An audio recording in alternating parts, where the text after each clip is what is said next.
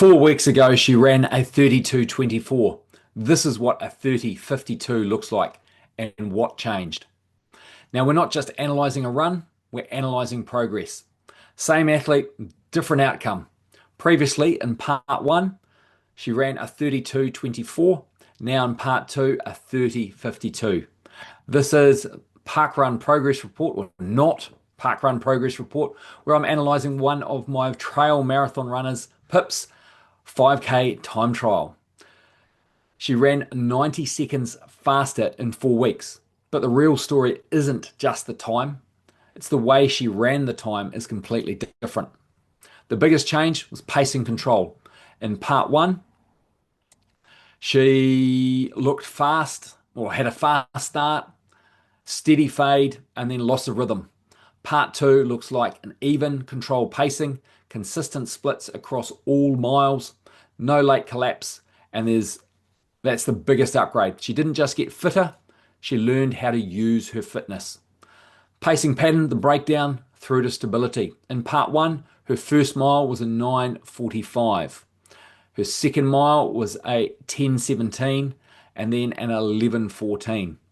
In part two, she runs a 9:57, a 9:57 again, and then a 9:53. That's a complete transformation.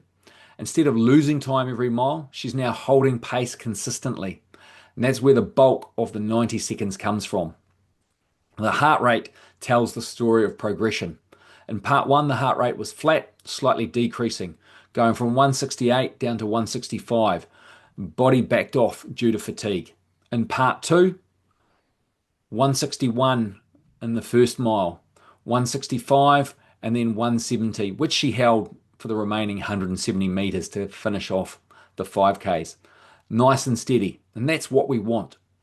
A gradual rise, controlled effort, no early overload. This shows better distribution of effort across the run. Aerobic efficiency is the real win. Here's the key insight. She is now running faster at a similar or slightly lower early heart rate with less breakdown. That means more speed for the same physiological cost. That's aerobic efficiency improving. Her cadence, small changes made big impact.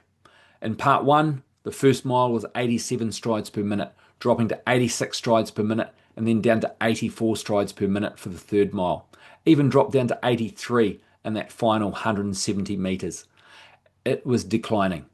In part two, she started off at 83 strides per minute in the first mile, 85 in the second, up to 86 for the final mile and a bit, building the whole way. That's a subtle but important shift. Instead of mechanics deteriorating, she's now settling into rhythm and improving. That supports better economy as well as better fatigue resistance. Now, the middle of the run, that's her biggest upgrade.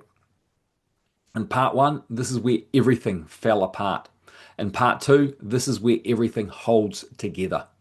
That's the difference between surviving a run versus executing a run. What caused the improvement? It isn't random. It comes from consistent training, aerobic development, learning pacing, as well as repeated exposure to effort, not due to one-off hard sessions or a sudden magical breakthrough. The most important insight, she didn't need to run harder to run faster.